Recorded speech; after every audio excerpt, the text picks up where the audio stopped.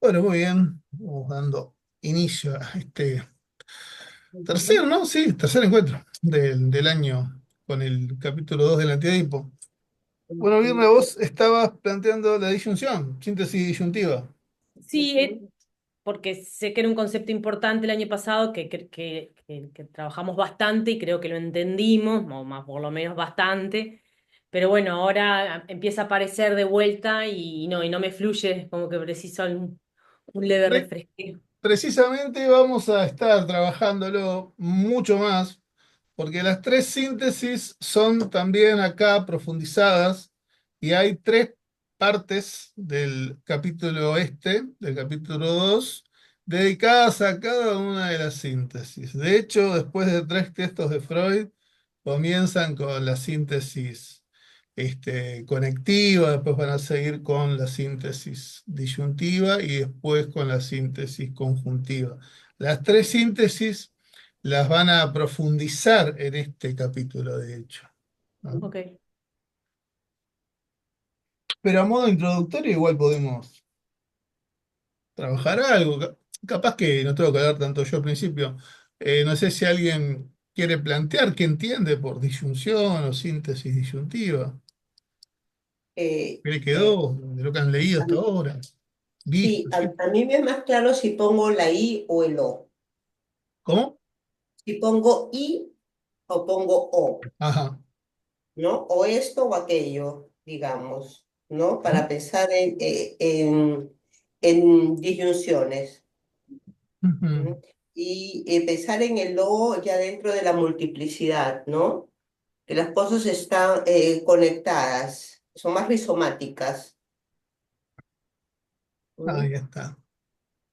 Bien. Sí, ¿Vos, porque Marcela? una Sí. parte habla de disyunciones no exclusivas, Ujú. tomando esto que dice Hilda, ¿no? Y yo lo relaciono más con el I que con el O, porque el Ujú, I es como que da la apertura a las dos cosas, digamos. ujú, Pareciera, no sé. ujú. Exacto. ¿Vos, Virna, con qué idea te habías quedado o más o menos que... No, ahí, con eso iba, con lo del I, ¿no? Esto que hablábamos, con eso, por ahí sí estaba. Bien. La síntesis disyuntiva, vieron que es una... En el capítulo uno ellos lo introducen como con una energía específica que la denominan numen. ¿Ah? Es como la energía específica para generar como una superficie de registro. ¿Ah? Ujú, Entonces, eh, esto de la disyunción es trabajando, ¿no?, con esta energía del numen, es eh, la, eh, como la aparición, la generación de registros de que hay cosas, de que hay por lo menos algo, ¿sí? Entes, cuestiones que son como visibles, clasificables, de alguna manera hay como cuestiones diferenciables. ¿Ah? Este, eh, la síntesis conectiva es como más de conectar, ¿no? De unir todo, ¿sí? Este, eh, pero no distingue tanto, sino que es más una libido, donde si se quiere es como más fuerte lo caótico, ¿no? Esto jugándolo en un plano analítico. Recordemos siempre que acá Deleuze y Guattari siempre señalan que esto es más un plano analítico, porque en realidad todo esto funciona junto, entreverado, ¿no? No existe la libido por un lado, el numen por el otro, ya no me acuerdo de la energía del tercer, de la tercera síntesis, de la conjunción, pero bueno, no existen separadas las síntesis, digamos, ¿no? Son síntesis que están siempre en, este, en conectividad permanente, conjugándose permanentemente como partes de lo inconsciente y la realidad, por lo tanto. ¿Ah? No olvidemos que para ellos el plano de lo real es lo inconsciente. ¿Ah? Entonces, es como esa eh, cuestión de, bueno, intentar ver que hay cosas que son separables, ¿no? Objetos, cuestiones, ¿no? Este, es como el plano por eso digo que es como un plano del registro, más que nada, ¿no? Una superficie de registro, dicen ellos, ¿no? De hecho, recuerdan que cuando trabajamos ahí viene Sebastián, el año pasado habíamos visto que eh, en esta superficie de registro ellos especificaban que había funcionamientos de la síntesis de disyunción que asociaban a formaciones sociosubjetivas, que incluso denominan cuerpos sin órganos sociales, digamos, ¿no? O cuerpos sin órganos del socius, ¿no? ¿Cómo estás, Sebastián? ¿Todo bien? Entonces, eh, es ahí que ellos generan esta teoría, ¿no? De, de que lo social tiene en función de etapas sociohistóricas, o más que de etapas de funcionamientos sociohistóricos, determinadas formaciones de un cuerpo sin órganos, ¿no? Y ahí dicen, bueno, el cuerpo sin órganos de los primitivos, entre comillas, salvajes, como le decía Levi-Strauss, en fin, que estaban más conectados al cuerpo sin órganos de la tierra, ¿sí? A la naturaleza, que toda su libido pasaba por ahí, la fantasmática, lo imaginario, ¿sí? Esto de denominarse como partes de la naturaleza, los dioses mezclados en la naturaleza, ¿sí? El dios trueno, el dios árbol, el dios águila, etcétera, ¿no? Todas esas cuestiones que podemos visualizar en muchas de las culturas primitivas de hoy día, primitivas entre comillas, volvemos a decirlo, ¿no? Si se quiere, más tribal, nomádica, ¿no? Sin la inoculación, digamos, del aparato de Estado, que es lo que adviene con la segunda formación social, ¿no? Este segundo cuerpo sin órganos, que es el de el cuerpo sin órganos del déspota, ¿sí? El cuerpo sin órganos bárbaro, que es el más correspondiente a los aparatos de Estado, imperiales sobre todo, ¿ah? Desde los primeros aparatos estatales a sus prosecuciones en imperios y podríamos decir casi hasta nuestros tiempos, un poco, ¿no? Si en nuestros tiempos ya se mezcla con el otro cuerpo sin órganos, que es el cuerpo sin órganos del capital, ¿no? Ellos, ¿no? En la civilización actual, digamos, el capitalismo en sí mismo, ¿no? El cuerpo sin órganos libidinal se conjuga ahí en el capital, así como, me olvidé de decirlo, en el, este, en el anterior era en la figura del rey, del déspota, del bárbaro, ¿sí? El que eh, articula la libido, por decirlo de un modo, ¿no? Esta cuestión de el Estado es el rey, ¿sí? Muy, muy personificada en esa frase, ¿no? Pero bueno, es como que la libido gira hacia ahí. ¿Ah? Entonces, en estos tiempos gira hacia el capital. ¿Ah? Y no es que las otras conformaciones de cuerpos sin órganos o socios desaparezcan, sino que están, se rearticulan todas. ¿Ah? Siempre vamos a ver funcionamientos de estos tres niveles en forma analítica, pero que están mezclados y conjugados. De hecho, podemos decir hoy día que hay una aparición muy grande de fenómenos que nos recuerdan a los aparatos más déspotas, ¿no? Por decirlo de un modo, ¿no? Paranoicos, bárbaros. ¿No? Los fascismos muchas veces tienen mucho de esto. Pero bueno, están como mezclados y conjugados también con el capitalismo. Hoy día el cuerpo sin órganos del capital es el que realmente imprime su fuerza, ¿no? Sociolibidinal, por decirlo de un modo, o libidinal en el socius. Este, entonces, bueno, él hace girar como el deseo por ahí, ¿sí? Una fuerza de una fuerza, sí, digo bien, una fuerza atractora fuerte. Este, Creo que es esa la idea que ellos, sobre todo cuando hablan de estos cuerpos sin órganos muy estratificados, intentan dar cuenta, ¿sí? De cómo la libido, sobre todo, gira hacia ahí, hacia esos cuerpos sin órganos, ¿sí? Por eso esas diferenciaciones que hacen en esta teoría que generan en el antiedipo. Y todo eso se juega en la superficie de registro, en la síntesis de de disyunción, ¿tá? Que como bien decían, pueden ser inclusivas o exclusivas, ¿sí? Para Deleuze y Guattari no existen las exclusivas, más allá de que las creamos o no, ¿sí? Siempre son inclusivas. Eh, por ejemplo, ¿no? La crítica que van a ir haciendo acá con el tema de Edipo es que Edipo va a generar un engaño, un aparato de captura engañoso, donde va a generar ciertas disyunciones que vamos a creer que son exclusivas, por ejemplo, ¿no?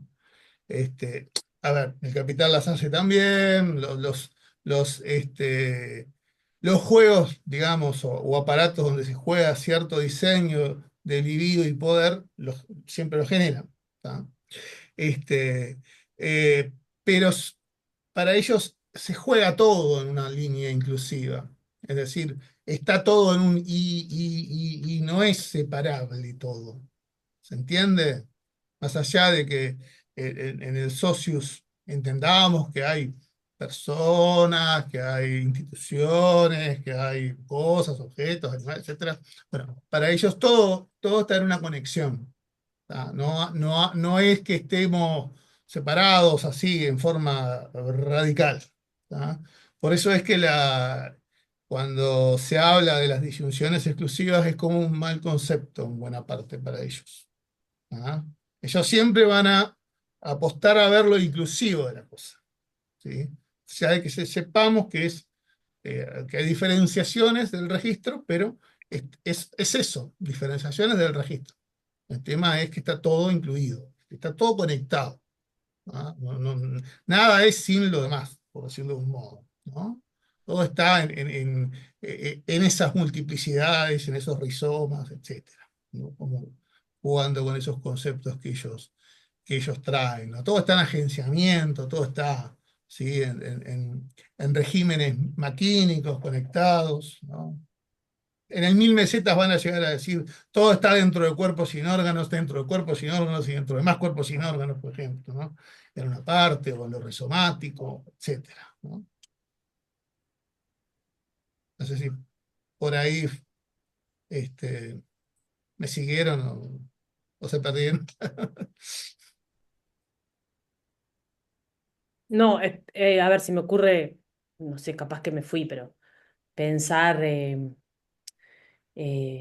que a la pobreza se la excluye o que queda excluida un montón de cosas, cuando si estamos hablando del libido capitalista, está súper incluida, es parte de, no funciona si no hay nada de inclusivo, no solo que es incluido, sino que define parte de lo que es esta, este orden Exacto. capitalista. Podemos decir que capaz no están incluidos en llegar a la adquisición de ciertas riquezas y cosas que otros llegan. Claro, Desde pero ese eso sería punto, otra sí, pero lectura. desde el punto de vista del socius, de la libido, del funcionamiento, incluso, tal vez hasta denominándolo estructural o sistémico, ¿no?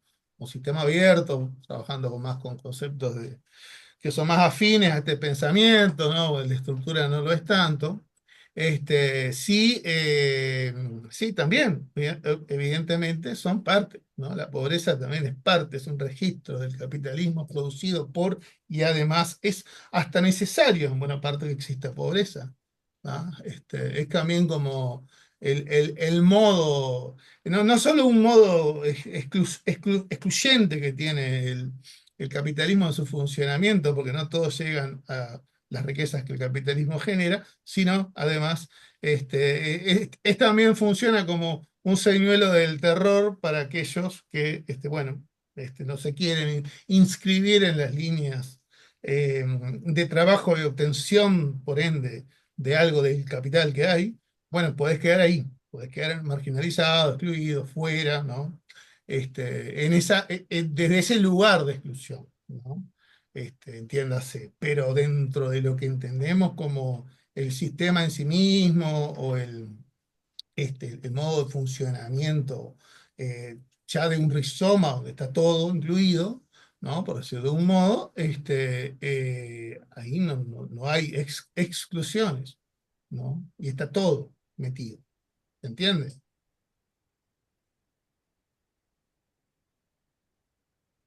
Por decirlo de un modo, esa pobrerización también es parte mía. Está un agenciamiento metido ahí en devenires. O sea, tenemos que ver también con eso. No lo digo desde un registro de la culpa, ¿eh? Lo digo desde un registro de la composición, desde un registro materialista inmanente. Estamos todos metidos en ese engranaje. Querámoslo o no, conscientes o no, estamos metidos ahí y produciendo en eso también. ¿Sí? Así como le producimos al capital más capital, también le generamos a otros más pobreza. Con acciones que ni siquiera sabemos, que hasta desconocemos. ¿Me explico? Es porque funciona así el sistema. El capitalismo funciona así. No, no es que seamos culpables no somos culpables de nada. Estamos metidos en un engranaje. Somos piezas, pequeñas piezas de ese engranaje.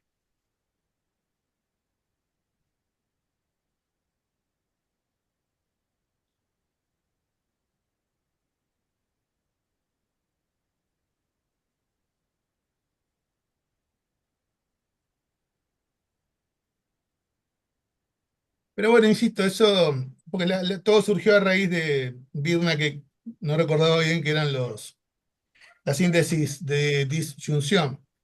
En este capítulo lo vamos a estar profundizando porque justamente después de tres textos de Freud vienen tres partes más que son las tres como subcapítulos dedicados a la síntesis justamente, donde profundizan y lo entroncan con el tema de la crítica a Edipo, que por ahí es donde más trabajan esto en este capítulo justamente, ¿no?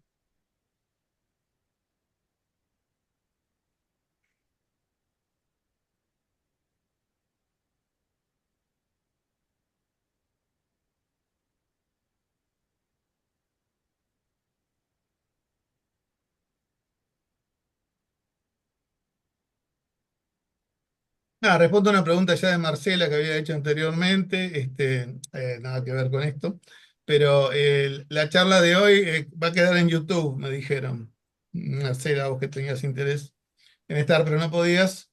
Eh, Cuando esté por ahí comparto el link, pero van a publicarla en YouTube, Buenísimo, en gracias. el canal de esta fundación.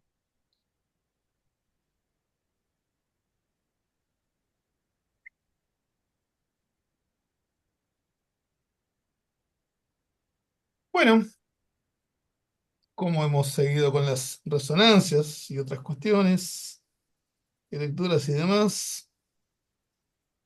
Tengo una duda. En la página 66, medio como al final de la página, empiezan a hablar de la castración eh, en términos críticos, ¿no? De cómo el psicoanálisis freudiano y lacaniano han entendido la castración. Ellos dicen que, como siguiendo las mismas críticas que ellos hacen a la edipización del inconsciente, ellos dicen que el psicoanálisis castra el inconsciente. Eh, Entonces, nada, quería saber si podrías como explicar más en profundidad esto, porque no sé si lo estoy entendiendo bien cuando lo leí.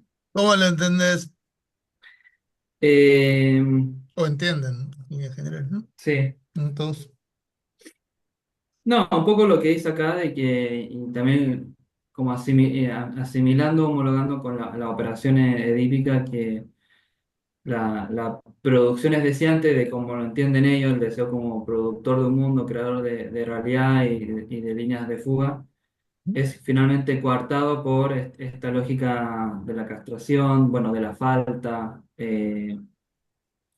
Entonces toda esa maquinaria productiva, creativa, es finalmente coartado, limitada eh, por esta lógica de la castración. Y de ahí dicen al final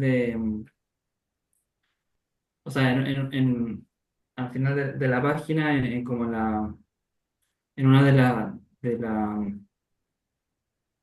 oraciones, de las frases, dice que la castración como operación práctica sobre el inconsciente es obtenida cuando los 1000 cortes flujo de máquina deseante, todas positivas, todas productivas, son proyectadas en un mismo lugar mítico al rasgo unitario significante. Entonces ahí deduzco que es una crítica directa más a Lacan, ujú. pero bueno, quería saber como un poco para entenderlo con más claridad a qué se refieren con esto. Bien. ¿Los demás quieren decir algo o cómo vieron esa parte o qué comprendieron o qué les resonó, qué les hizo sentir pensar?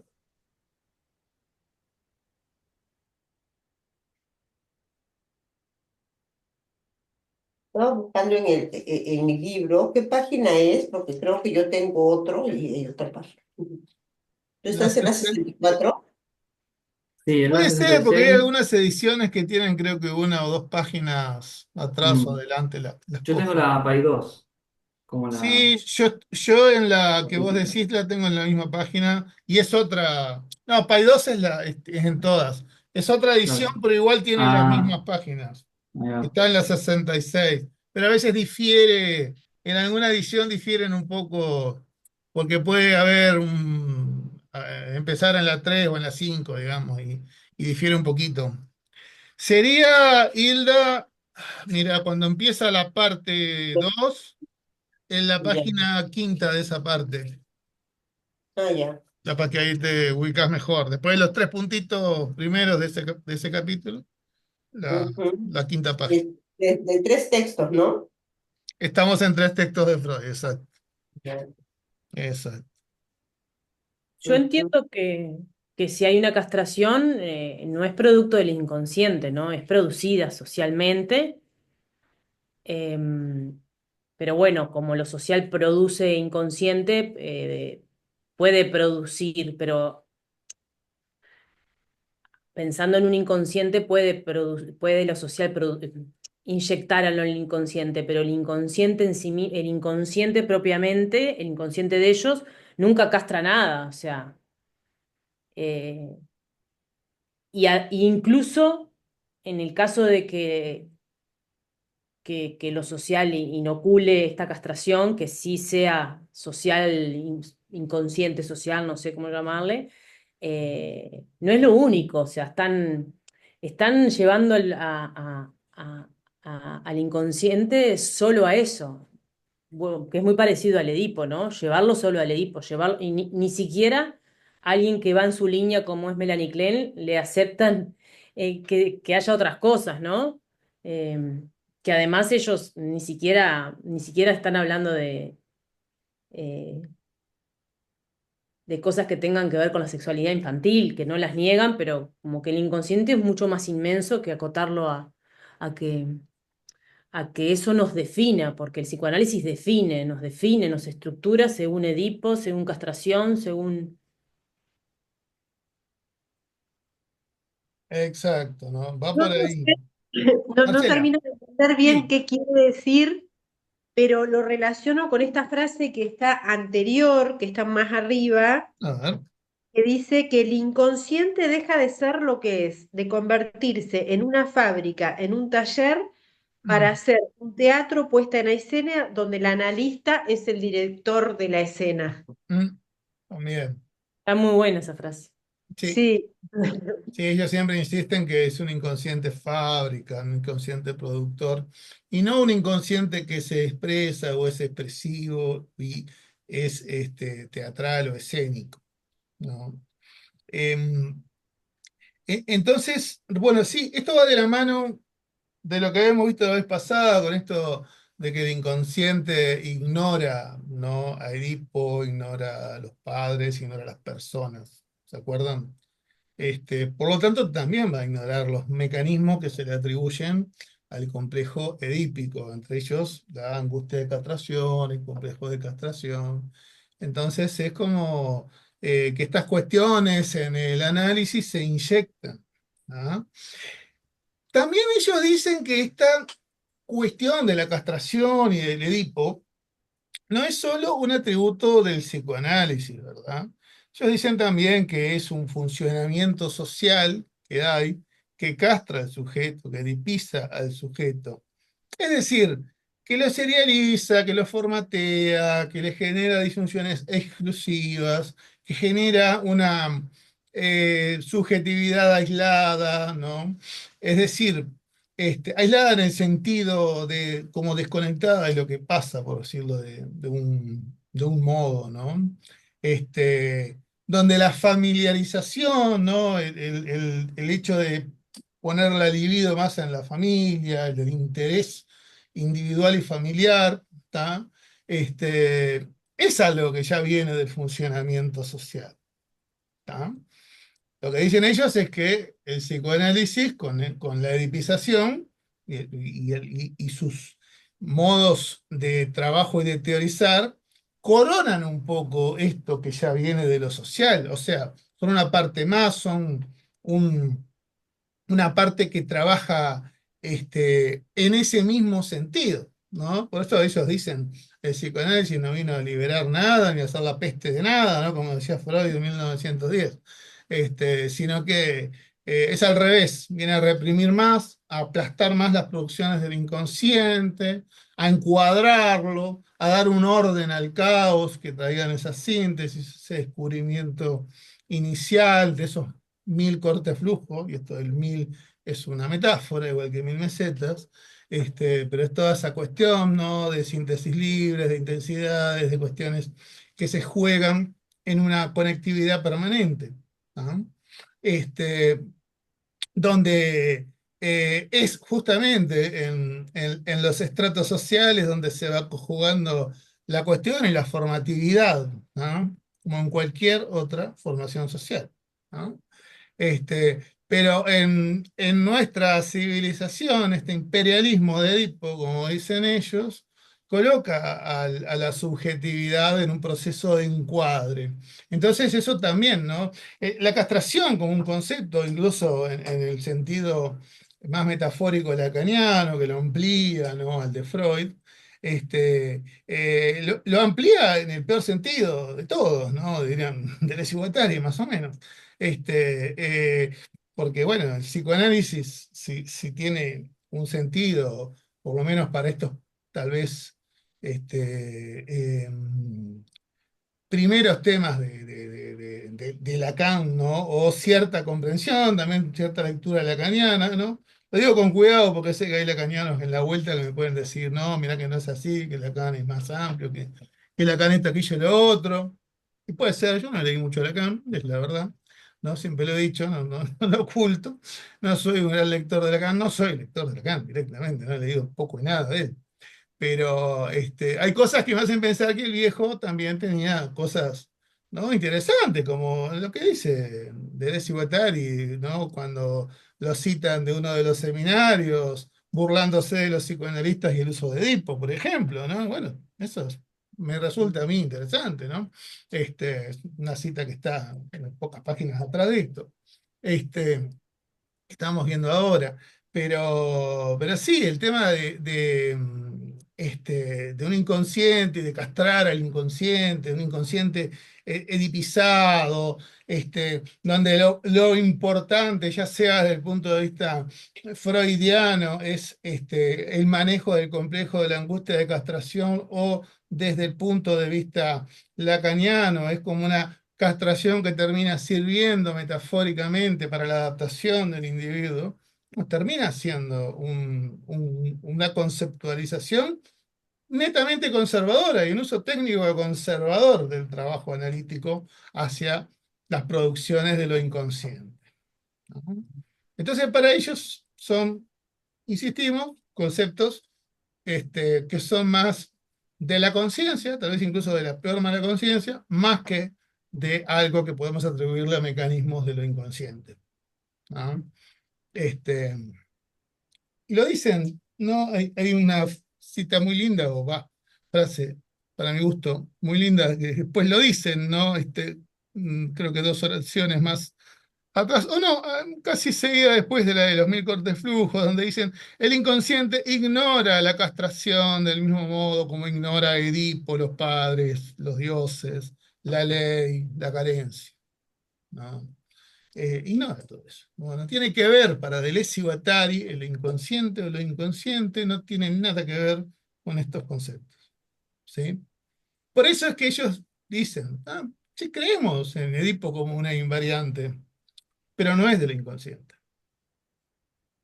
¿sí? Es un registro de la represión social al sujeto. Es eso para ellos. ¿Me entiendes? Ahí Edipo es con lo que sinónimo dice, de la represión social, donde el psicoanálisis usa ese mecanismo y le da una nominación y un dispositivo de trabajo, pero que actúa en función de la represión del sujeto y no de la liberación del mismo, por decirlo de un modo, ¿no? O no de producir otras cosas con el sujeto. Sí, decía Silvia. no, sí, estaba conectando si la crítica, digamos, al psicoanálisis tendría que ser leída, o sea, estamos hablando de un plano donde todo se conecta con todo y no podemos dejar por fuera la producción de la teoría psicoanalítica, ¿no? Sino que también tendría que ser leído dentro de ese contexto y que también reproduce, ¿no? Una forma de producción social también. Es como da cuenta de lo que puede estar pasando en un plano social, ¿no? Más adelante que habla del fantasma de grupo y del fantasma individual, ¿no? Pensaba si también, digamos, estos modos, cómo se puede pensar las producciones de lo inconsciente, digamos, en Freud, el tema de los complejos nucleares, etcétera, es una expresión de un plano más grande, pienso yo, de lo que podía estar pasando. Es como una contracara el capitalismo. No es que Freud lo inventa, sino que Freud habita ese plano. Claro. Ujú. Sí, sin duda, ¿no? A ver, es como todo.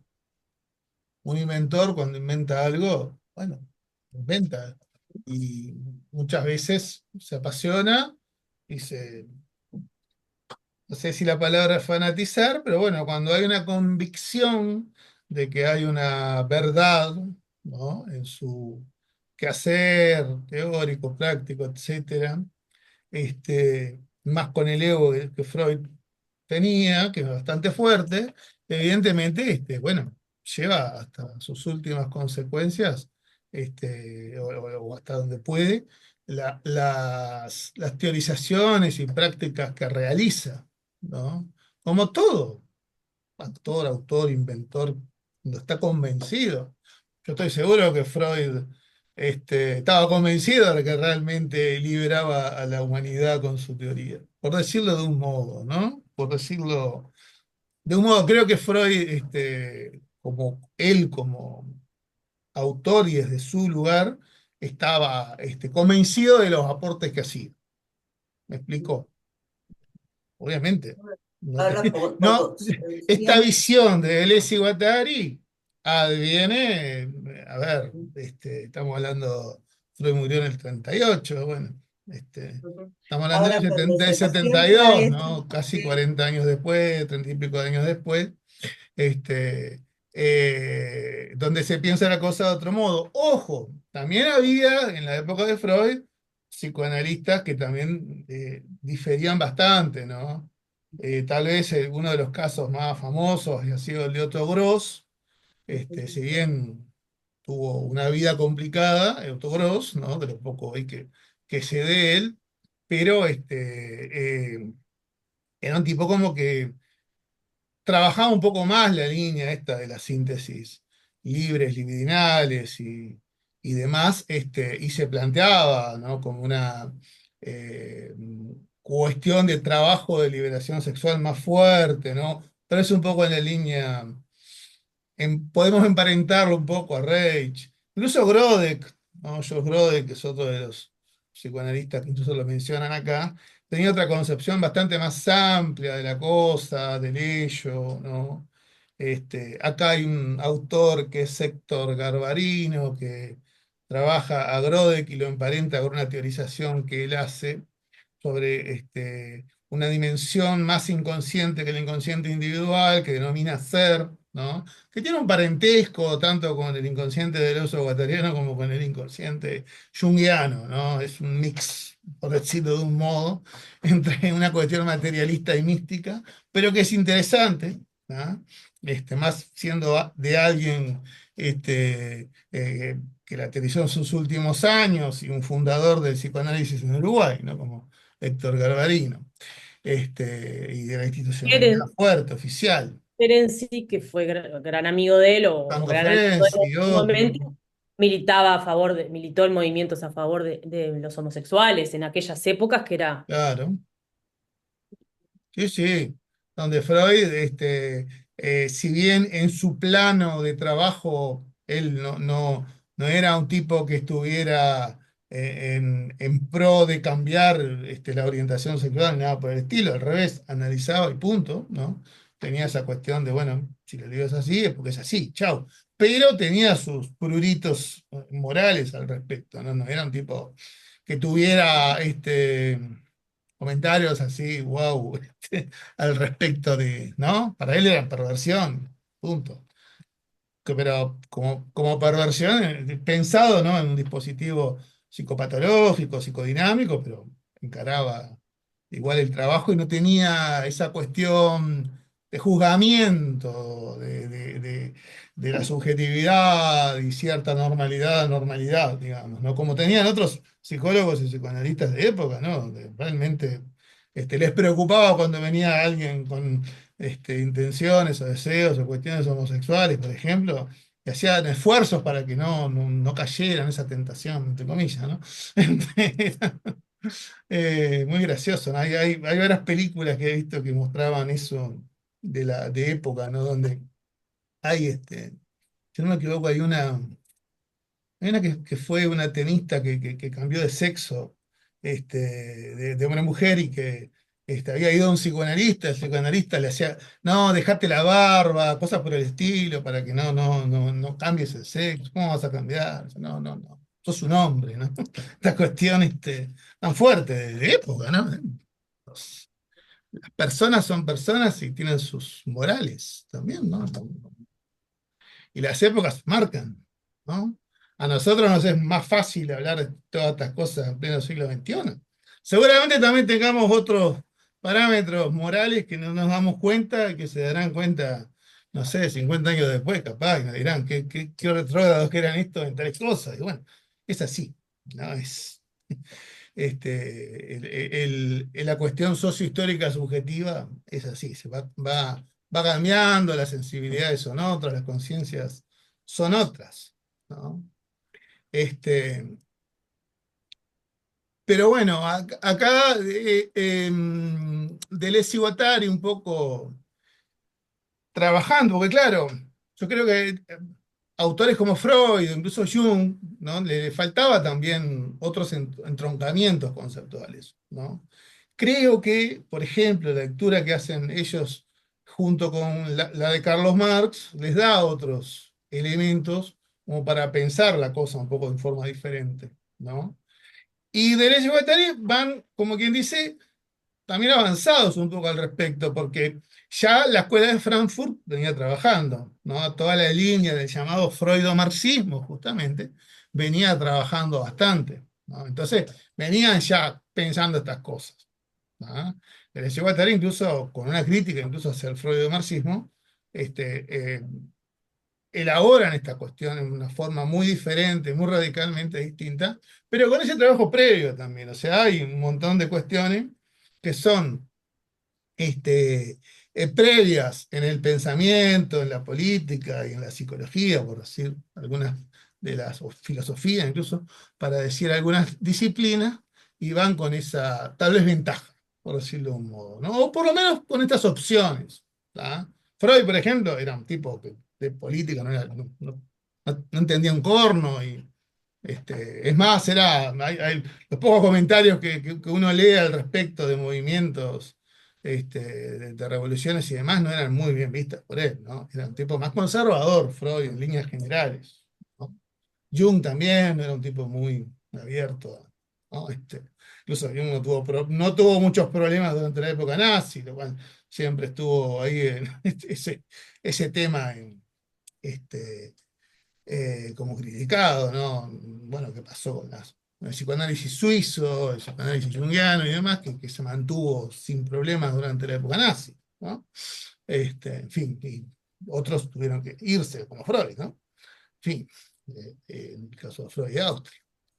Este, en fin, pero insisto, ¿no? Los pensadores también tienen sus épocas, sus visiones, ¿no? Y nadie lo puede eh, pensar todo. Insisto que Freud fue un pensador importante, no cabe duda, y un trabajador importante. Pero bueno, hay que también entender estas cuestiones que plantean Deleuze y Guattari, que para mi gusto son muy claras realmente, ¿no? Y entroncan con por ejemplo, con esta visión que ellos intentan tener del funcionamiento social y subjetivo en lo social, ¿no? Donde estas prácticas pueden funcionar, bueno, al modelo de, como les decía yo hace unos días, de lo que Jacques Donzelot, ¿no? Trabaja como la policía de las familias, ¿no? Policía de la subjetividad, etcétera, ¿no? Este, que bueno, incluso no caemos, no dejamos, mejor dicho, de caer hasta en ese rol nosotros trabajando, ¿no? ¿No? Tengo un amigo que es politólogo que me suele decir policía de la mente, ¿no? Ah, ustedes, los psicólogos, los policías de la mente. Y bueno, Yo a veces tiene sus pienso, motivos. no leí nada de Lacan, ¿no? Pero a veces pienso en la época que estaban ellos y la fuerza de la escuela de Frankfurt y bueno, y en Francia, que estaba ya obviamente Lacan con una fuerte, eh, un movimiento fuerte. Pienso que uno dice, bueno, pero no, porque hay mucha sociología en la escuela de Frankfurt también, como pienso que ellos recuperan de Freud, algo que se me ocurre, ¿no? Y que también he leído por ahí, pero que creo que voy entendiendo, que es la idea de la energía, ¿no? De esto que capaz que va más allá de lo sociológico y de los estudios sociológicos, como que recuperan de Freud esto de la energía, ¿no? De una cosa que, que no es algo social, que uno pueda asociar.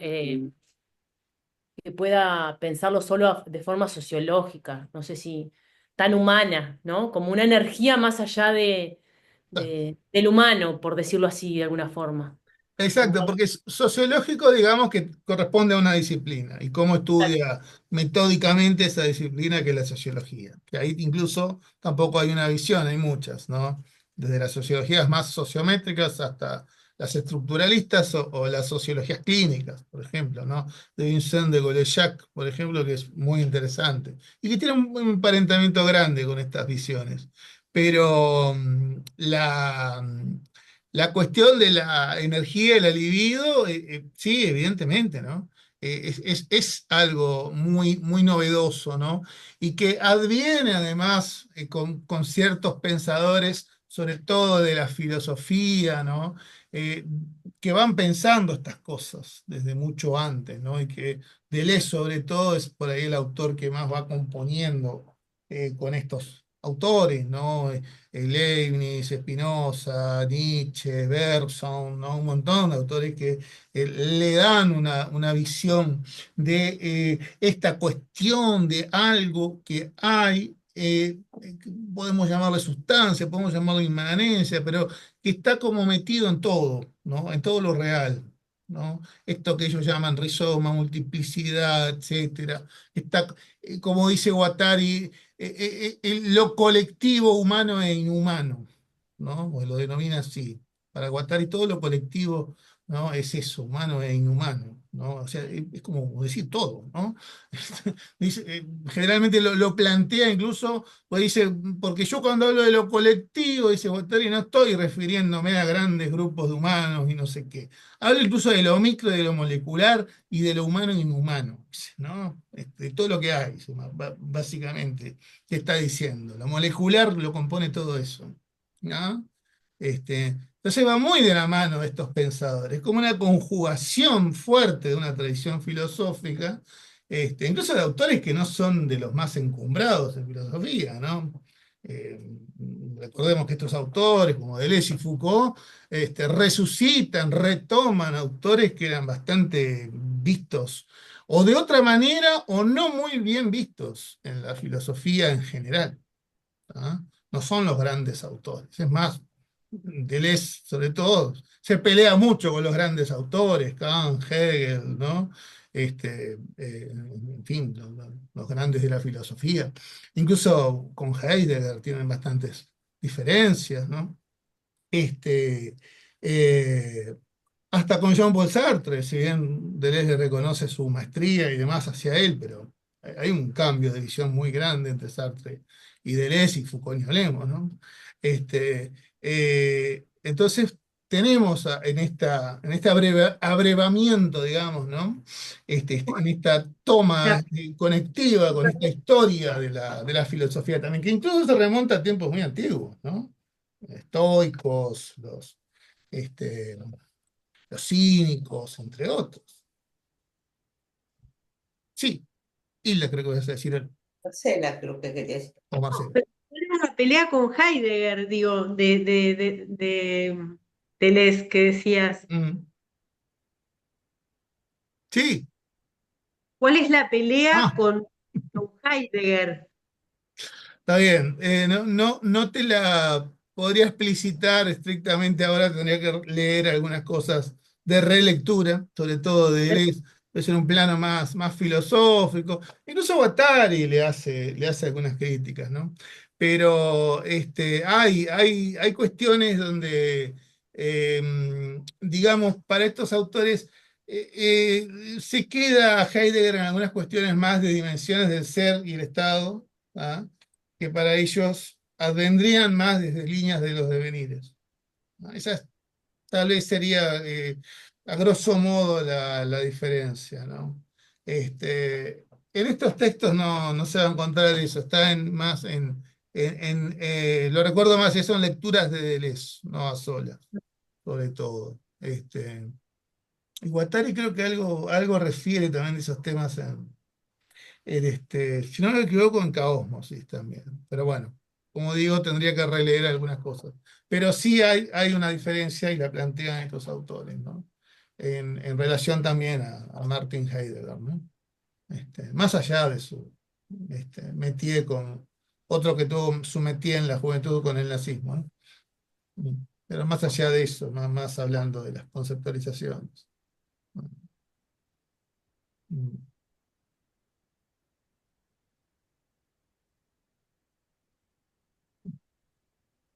Yo había subrayado esto que mencionó Hilda también, porque me quedé pensando un poco qué es lo que quiere decir acá, ¿no? En la diferencia entre el fantasma del grupo y el fantasma llamado individual, dice.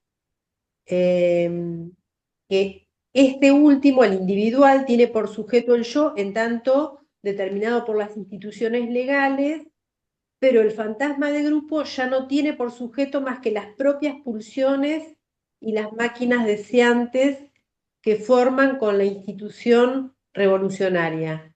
El fantasma de grupo incluye las disyunciones, en el sentido de que cada uno, destituido de su identidad personal, pero no de sus singularidades, entra en relación con el otro siguiendo la comunicación propia de los objetos parciales. Cada uno pasa al cuerpo del otro sobre el cuerpo sin órganos. Esa última parte se me Bien, complica. acá incluso en toda esta parte son 2 páginas y pico hasta que llegan, o sea, van armando una historización de cómo en el análisis institucional y sobre todo en el colectivo donde trabajaron estas cosas con, bueno, Guattari, Uri y otros autores, ligados a la práctica en labor, van como intentando hacer una conceptualización y una diferenciación del fantasma individual y del fantasma grupal. ¿Ah? Eh, Basándose sobre todo en las lecturas psicoanalíticas de época, pero van llegando a una conclusión, que es la conclusión final que dan Deleuze y Guattari ahí, que es que no hay diferencia entre el fantasma de grupo y el fantasma individual. ¿No? En esencia, es el fantasma, todo fantasma es de grupo, o sea, todo fantasma es social, todo fantasma es colectivo, no existe algo como una fantasía individual. ¿Tá? De hecho, hasta prefieren cambiar la denominación, ¿no? Y hablan de grupo sujeto y grupo sometido, ¿tá? Como conceptualizaciones fantasmáticas, ¿no? Refieren básicamente a eso, Ujú. en definitiva. ¿Tá? Porque en la misma conceptualización que se va haciendo, se va viendo como que es, ¿no? Uno, ¿y dónde está acá la gran diferencia entre lo que es de lo individual y lo que es de lo supuestamente colectivo, grupal, etcétera? Y no la hay, ¿no? Es ello, ¿no? Por eso creo que lo refieren ya directamente en la página 70, ¿no? Donde dicen, el desarrollo de la distinción entre fantasma de grupo y fantasma individual muestra finalmente que no existe fantasma individual, Ah, no eso lo existe puedo ver. fantasma individual. ¿No? Más bien existen 2 clases de grupos sujetos y los grupos sometidos. ¿No? Edipo y la castración forman la estructura imaginaria bajo la que los miembros del sometido están determinados a vivir o fantasmear individualmente su pertenencia al grupo. Y es un poco esto de lo que los decía de las disfunciones, ¿no? En referencia a la creencia de la individualización, ¿no? De que, bueno, eh, hay una cuestión que se juega siempre en nosotros, de creer que somos personas y que muchas de las cosas que nos pasan individualmente, ¿no? Yo tuve un sueño, yo pienso esto, yo, ¿no? El, el tema y problema del yo. Que evidentemente existe, pero a su vez la conformación no es meramente individual, es siempre colectiva. ¿Sí? Todo lo que eh, generamos es producción colectiva también. Entonces, Sería un grupo grupos sujetos y grupos sometidos. ¿Cuáles serían los grupos sujetos? bueno, bien, en líneas generales los grupos sujeto eh, son, digamos, es esa dimensión subjetiva, porque estamos hablando básicamente de esto, donde la cuestión de un mayor empoderamiento, de una mayor autonomía, de una mayor apropiación de las cuestiones deseantes, se juegan. ¿Ah? En esa dimensión es el grupo sujeto. Digamos que el grupo que es el sujeto de sí. ¿Ah? O esta dimensión subjetiva, grupo sujeto, porque también se da, digamos, individualmente. ¿Ah? Y la función grupo sometido, la dimensión grupo sometido, es más la que se instala en cuestiones más conservadoras, más represoras, más del statu quo, más del no cambio, más del, esto que está bien, y es más, puede hasta actuar en consecuencia, ¿no? En ese sometimiento, represión, ¿no? En líneas generales, esa es la división entre grupo sujeto y grupo sometido. Y hay que entenderlas no como grupos, ¿se entiende? O no solamente como grupos. A ver, en el análisis, por ejemplo, institucional, se pueden visualizar a veces estas dimensiones en los grupos, ¿no? O en en las diferentes formas de encare grupal también. ¿Ah? Pero esto no se da exclusivamente en lo grupal, también se da en lo institucional, comunitario, subjetivo, individual, familiar, etcétera, ¿no? Lo podemos ver en todas las dimensiones subjetivas también, ¿no? Eso es importante aclararlo. No olvidemos que justamente estas conceptualizaciones surgen tras esta definición de decir, bueno, en realidad no existe el fantasma individual, ¿no? Cuando estaban pensando la cosa, ¿no? O más que pensando, estaban mostrando el devenir de ese proceso de la diferenciación entre fantasma individual y fantasma grupal para concluir que no hay un fantasma individual, ¿no? Que siempre se habla, o para estos autores, siempre el fantasma es de grupo, ¿no? Y básicamente estos fantasmas de grupo se vislumbran en estas dos dimensiones, que también son eso, dimensiones, ¿verdad? Porque en líneas generales todos tenemos algo de grupo sujeto y grupo sometido, ¿verdad? Claro. No es que sean puros, estas cosas no son puras, ¿no? Ujú. Entonces digamos, siempre hay más dimensión de uno u otro, por decirlo de un modo, ¿no? Es un poco bastante similar a cómo el análisis institucional conceptualizó también lo instituido y lo instituyente, sin duda, ¿no? Lo instituyente más como un pro al cambio, al movimiento deseante de sujetos inclinados hacia cambiar tal cuestión, puede ser hasta una revolución, lo que fuere, ¿no? Esa dimensión de lo instituyente y lo instituido como, bueno, aquello que acepta más las reglas, que no cambia, que eh, entiende que todo lo que está bien y, bueno, defiende eso incluso. Puede llegar a generar acciones para defender eso, como acciones represivas u otras, ¿no? En fin. Estos planos o estos conceptos y estos conceptos los podemos ver siempre en los planos, ¿no? De la vida propia, individual, social, etcétera, ¿no? Basta ver, yo qué sé, lo que pasa en nuestro país, ¿no? Los planos de que se juegan, ¿no? Es muy claro, ¿no? Yo qué sé, basta ver lo que está pasando, ¿no? Ahora en donde está ahí Seba y Marce, en Argentina, con todo este tema de las movilizaciones y demás, las marchas de los jubilados, por poner solo un ejemplo, donde, bueno, ahí se conjugan, ¿no? Ahí, digamos que podemos hablar de dos cristalizaciones grupales, si bien nunca son puras, pero hay fuertemente, ¿no? Puestas en juego, ¿no? Los grupos sujetos de los jubilados movilizándose por cambiar cosas, ¿no? Por decir, vos, esto no va más, hay que cambiar. Bueno, el aspecto del Estado represor con la policía y demás, generando, ¿no? Esto tiene que quedarse así como está. Y ustedes, pum, fuera, ¿no? Represión. Es un ejemplo claro, por decirlo de un modo, de estas cuestiones, ¿no? este, en un plano bien claro de lo social, digamos, ¿no? Pero bueno, también se juega esto en cuestiones, por ahí a veces no tan claras, pero se juegan siempre estas dos dimensiones, ¿sí?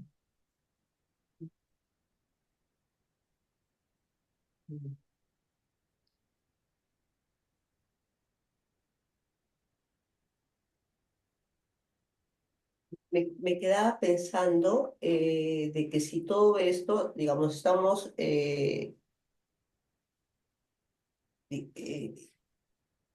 nos queda claro que, que todo está compuesto, que hay muchas líneas que componen, digamos, una situación, eh, o igual se efectúa en un cuerpo todo esto que pasa. Está pensando en la clínica Ah, individual mientras te escuchaba, ¿no? Entonces podemos pensar que estos padecimientos, esto que le ocurre a un sujeto, digamos, individual, está compuesto por diferentes líneas.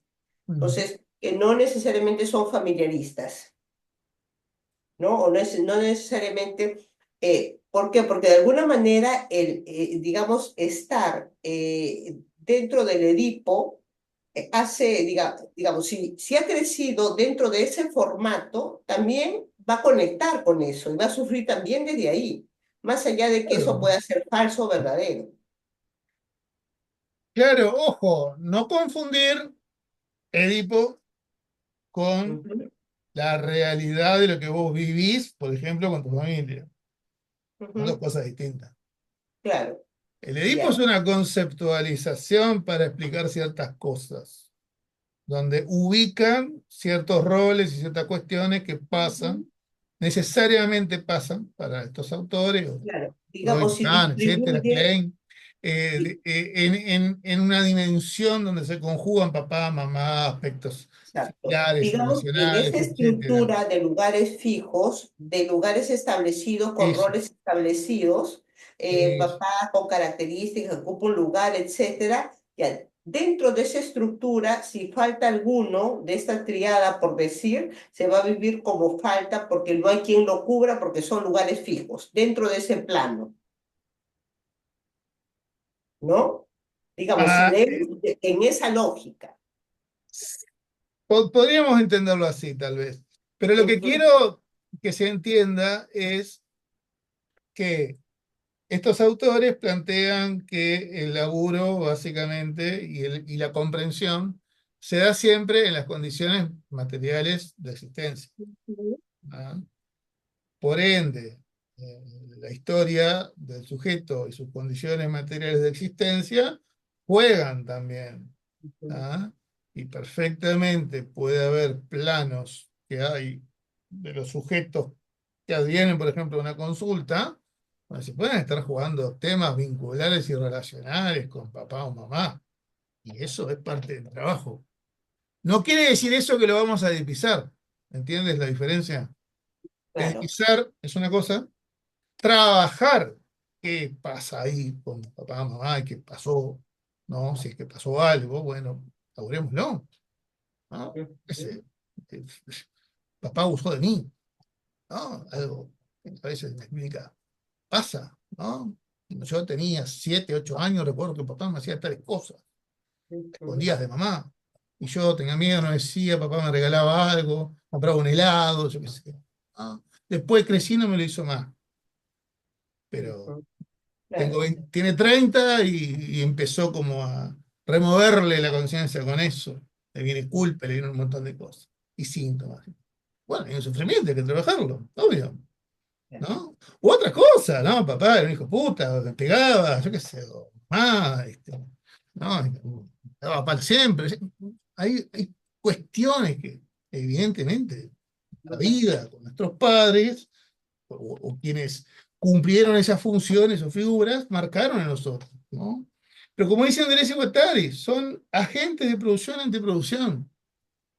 No son eh, cuestiones trascendentalistas como las marca, ¿no? Las teorizaciones que hay en general sobre el complejo edípico. ¿Se entiende? Sí, No vamos a yo me estaba trabajar, no sé, pensando en para esta estos autores no se va a trabajar, yo qué sé, complejo de castración, la envidia del pene y no sé cuántas cosas más. ajá, Sino que se va a intentar trabajar, bueno, afectaciones reales. ¿Qué pasó? ¿No?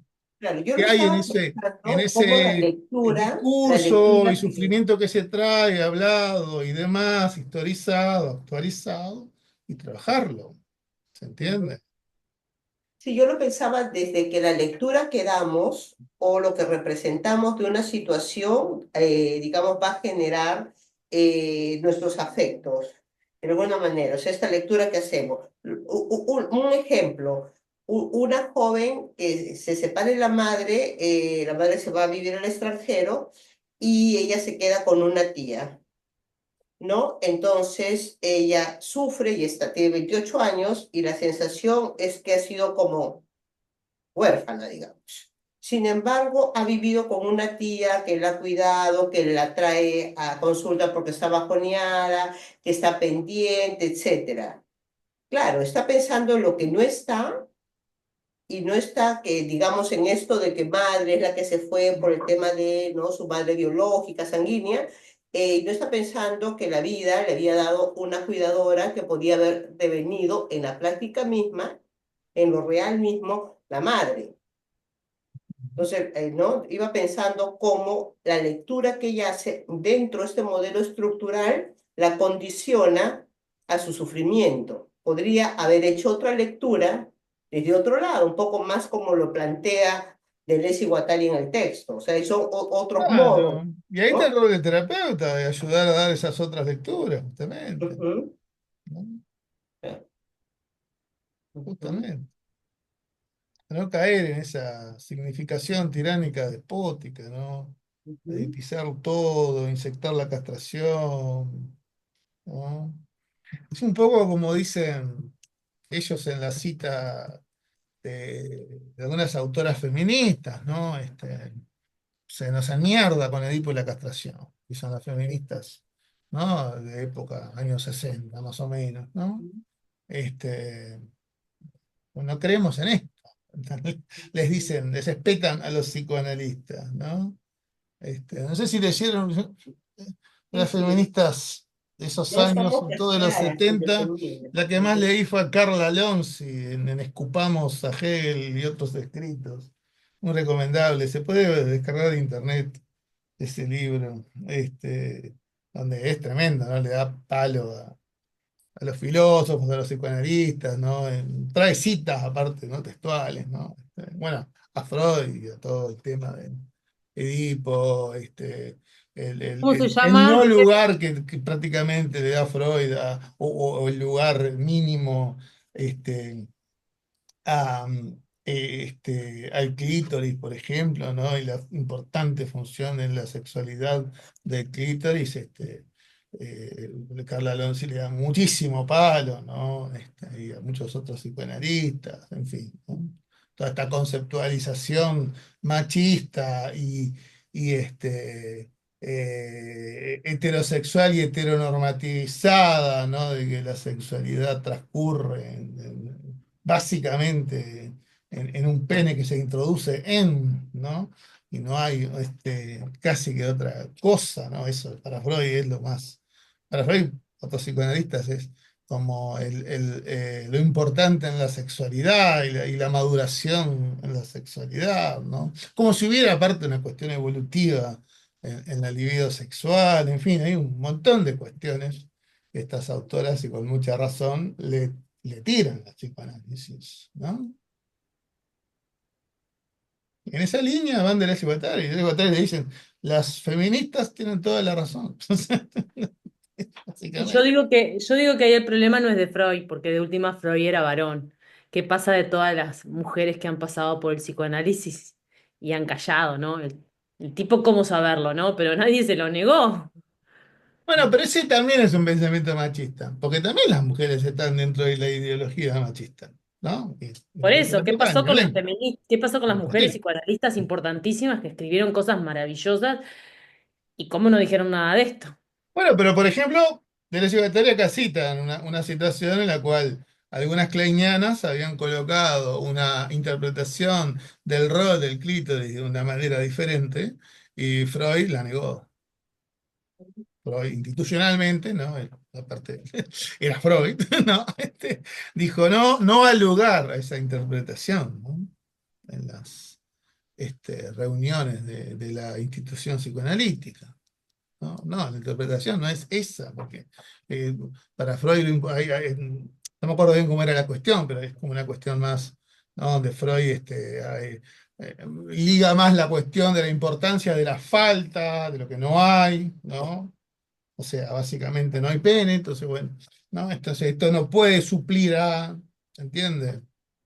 Entonces, predomina la envidia del pene, ¿no? Eso como piensa Freud en su imaginario a estas cuestiones, ¿no? Y ahí sí que podemos decir que es re contra imaginario, ¿no? De Freud, eso, por decirlo de un modo. Y los que, bueno, imaginarizaron con él estas cosas, ¿no? Este, hay muchas cuestiones trascendentalizadas, ¿no? Hay, este verano estuve leyendo, ¿cómo es este autor? Ay, Onfray, Michel Onfray, que hace una investigación bastante interesante, ¿no? De todas estas cosas de Freud, en el libro Freud, El crepúsculo de un ídolo, y es tremendo, ¿no?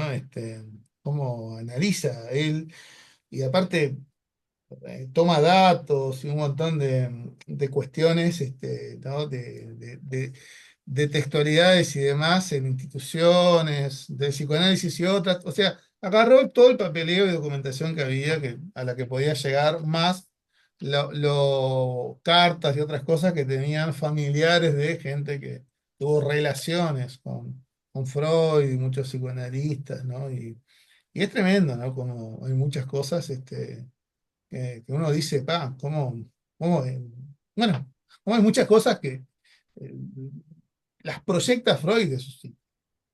Y muchas otras que además Freud ocultó de su vida y de su visión hasta de la sexualidad y del quehacer, de la vida de los hombres, por así decirlo. Como muchas cosas que Freud hacía que no se animaría jamás a plantear en forma escrita, digamos, ¿no? Tenía muchas cuestiones complicadas el amigo, digamos. Este, romances ahí cuasi incestuosos, entre otras cosas. Hay de todo, ¿no? Para los que quieran profundizar, ese libro es muy interesante, este investigador francés. ¿Cómo se llama el libro? Freud, El crepúsculo de un ídolo, de Michel Onfray, que es un filósofo anarquista muy ligado. Me gusta mucho Diógenes, también Spinoza, ligado a esos autores, los cínicos, ¿no? Diógenes. Mm, sí. Bien, bueno, ¿qué más han resonado en ustedes de estas lecturas y demás?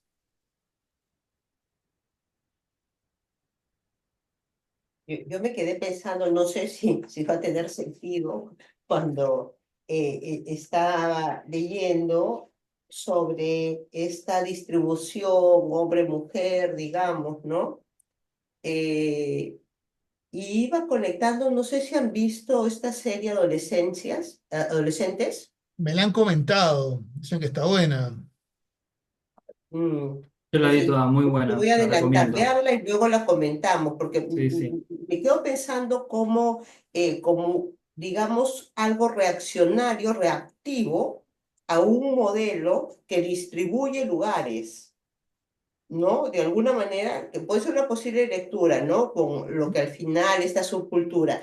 Pero en vez de salir por el polo, por eso conectaba con eso revolucionario, digamos, líneas de fuga, lo que hace es una vuelta y es como un copia y pega como reactivo. O sea, no, véanla y un poco podemos después de repente conversar, porque me hizo pensar cómo no siempre la salida, el malestar, el no tolerar estas formas son saludables, ¿no?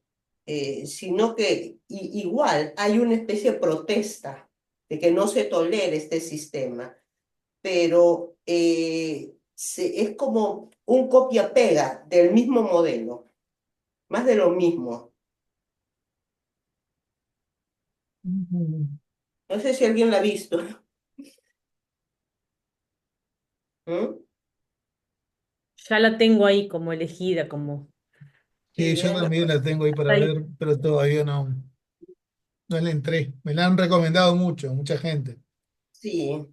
Más allá de podemos pensar en esto de la subcultura, de las codificaciones, etcétera, bueno, me quedo pensando que al final los sufrimientos o las reacciones que puede tener el propio, lo que hemos ido viendo, ¿no? Que no tolera esa forma de organización, sale, claro, muestra su inconformidad, pero copia también el modelo, se vuelve a partir en dos, ¿no? Se vuelve a como polarizarse. Ajá, claro. Sí, es que hay muchas formas de entender este, la protesta, por decirlo de un modo, como decís vos. Ese término protesta es un término que usa también un autor psicoanalista inglés, que lo poco que he leído de él me ha resultado muy interesante. Eh, es uno que trabaja mucho, bueno, básicamente lo que he echado de él es qué es la locura, ¿no? Trabaja mucho ahí el tema de la locura, esquizofrenia, además, psicosis. Y tiene otro muy famoso que es la moda negra, duelo, melancolía y depresión. Ahora no me acuerdo del nombre de él, pero justamente en el análisis que hace, por ejemplo, de la depresión y los suicidios en la moda negra, plantea esto, ¿no? De que es como una forma de protesta de la subjetividad hacia este orden social, capitalista, efectista, este, que plantea una serie de cuestiones de ajuste y de que si no estás integrado de tal manera, cumpliendo con esto, aquello, lo otro, ¿no? Básicamente una, su- como una subjetividad serie de fábrica, por decirlo de un modo, ¿no? Algo opuesto tal vez a las Me ideas de Guattari, sino más hiciste acordar como una, a, como una serialización subjetiva que tienen que cumplir, que tienen que, ¿no? Rendir en el trabajo, etcétera, etcétera. Permanentemente además conectada con las maquinaciones de hoy día, ¿no? O mecanicismos de hoy día, con el celular, con esto, lo otro. Hay como una función de protesta, dice este autor, en la depresión, ¿no? En la caída, ¿no? En el caer, que es como un desconectar, ¿no? Para él, justamente. Claro, ahí me llega hiciste Esta acordar idea la trae. A mí me al libro. parece interesante para pensarla no solo en la depresión, pero es mm, interesante. ¿Decías, Berna? Te No, que corté. estás diciendo me trajo así, que capaz que tiene que ver con también con la película adolescente, la serie adolescente, pero lo que decís así me vino a la cabeza el libro La Vegetariana, todo lo que estás diciendo, Alfredo. ¿Qué libro de la vegetariana?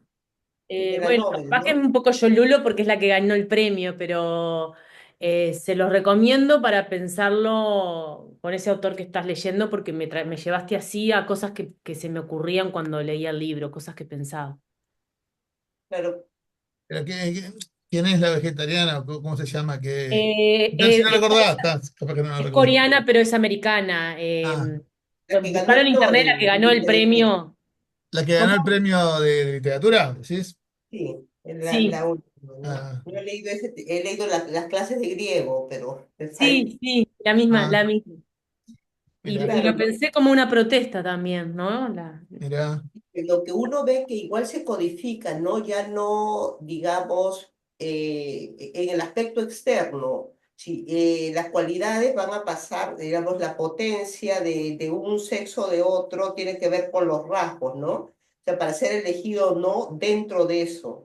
Y Mm, si no lo tienes, caes por fuera. Digamos, tienes que tener la quijada, pero si te tiene que ver masculino, la quijada ancha, de ciertas características, etcétera, ¿no? Si no, no puedes ser elegido. O sea, también nuevamente se codifica todo. ah, ¿Mm? sí, sí. Hay otros autores que emparentan estas cuestiones de las crisis subjetivas y los problemas subjetivos, sobre todo de hoy día, O con sea, pienso, los funcionamientos, ¿no? De las exigencias del orden social, ¿no? Ujú. Este, Bifo Berardi también, ¿no? Que siempre plantea que depresión, psicopatía, las anorexias y otras cuestiones, las drogadicciones están muy emparentadas con nuestro funcionamiento social, cada vez más acelerado, cada vez más Aquí en Lima les más alejado comento. incluso de lo corpóreo, como dice él, ¿no? En esto de Bien, la les cuento que diferencia aquí entre en Lima síntesis 500 conectivas y colegios, y aquí conjuntivas. en Lima ¿Cómo Hilda? aproximadamente 500 colegios no están abriendo. Optaron primero por clases virtuales por que les piden cupo. Y entonces ya mataron a algunos directores de colegios, etcétera. Empezaron a dar clases virtuales y ahora están amenazando a los profesores. Por lo tanto, ya cancelaron las clases y los chicos no están recibiendo clases. ¿Hizo eso ¿es en real Perú? lo que estás contando? Eso es en Lima. ¿Está pasando eso en Lima ahora? Ah, Está pasando en Lima. Y no. así como desde este gobierno de que hay, no sé, pues denuncia de robo, de trata, es por aquí una corrupción enorme. Y por otro lado, un grupo que se levanta y opta las mismas formas, digamos, salvando todas las diferencias, ¿no? El cobro de cupos, el sicariato, etcétera, ¿no? Entonces la situación está bien, bien difícil en ese sentido para muchas personas, que no necesariamente en las poblaciones más vulnerables, sino Ujú. más en los barrios que han ido surgiendo, o sea, que vinieron de la sierra a Lima por producto del terrorismo, que tuvieron que salir y son barrios muy emergentes, comerciantes que han ido creciendo. De ahí se mueve mucho dinero. Precisamente ahí es donde apareció el sicariato, los cupos y estas cosas, ¿no? Me, Entonces, me- los me chicos impacta la estudian. ignorancia de las noticias que nos llegan, ¿no? Tenemos Trump, el amiguito este de Trump, Milei, o sea, ¿cómo decís esto que es una cosa brutal lo que estás diciendo y cómo no llega con la importancia que es un Sí. país de América Latina, ¿no? Bueno, Brutal. es que pasa eso, ¿eh? Muchas veces las realidades de otros países están, al menos en los noticieros y canales centrales, en un muy segundo o terciario plano, ¿no? Pasa. Yo muchas veces me entero, a veces por otra gente, lo que pasa, yo qué sé, en países como Ecuador, por ejemplo, así como esto que nos cuenta de Perú, Hilda, por ahí te enterás más, sí, de Argentina, Estados Unidos, algo de Europa, ¿no? Bueno, los conflictos actuales, ¿no? Como más visibles, como el de Rusia-Ucrania o Palestina-Israel, en fin. Pero sí, es también, ¿no? Que también tiene que ver, ¿no? con el funcionamiento del capitalismo y bueno, y los ejes que impone, ¿no? También, ¿no? Porque los medios de comunicación no son inocentes en todo esto, tampoco, obviamente. ¿No? Bueno, compas, ¿Cómo te fue hoy que no pude leer la estuvo bueno, un lindo computadora? encuentro, un lindo Bueno, qué encuentro. suerte. Queda Entonces, grabado mandamos. en YouTube, después cuando me pasen el link Ok. se los reenvío, así lo pueden bichar si quieren. Gente, seguimos entonces la próxima con, bueno, es lo que vaya quedando de tres textos de Freud, ¿qué les parece? ¿Sí? Profundizamos ahí y quien quiera puede ir ya introduciéndose en la parte siguiente, en la síntesis conectiva, Ok. ¿sí? Pues, nos vemos. Bueno, les mando un abrazo, que pasen lindo. Nos vemos. ¿Ya? Chau, chau.